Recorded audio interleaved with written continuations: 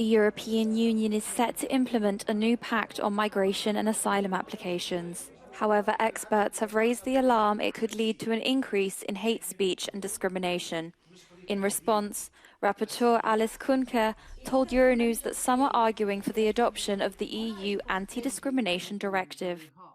We know for a fact that black people within the EU, but also LGBTQI persons and persons with a Roma background are some of them that faces discrimination in their everyday life.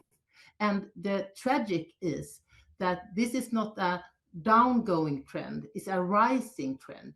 I am afraid that the migration pact and several parts of it will not help us in fighting racism and discrimination, rather the opposite.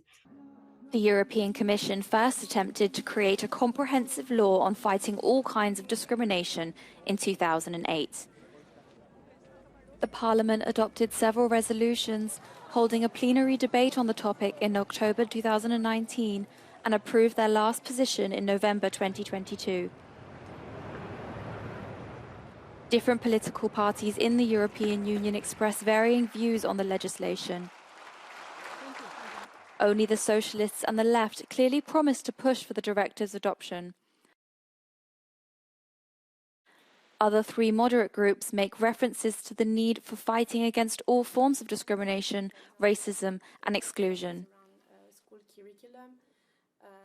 The European Network Against Racism has elaborated on a pledge of commitments to combat the problem and asked candidates to sign it.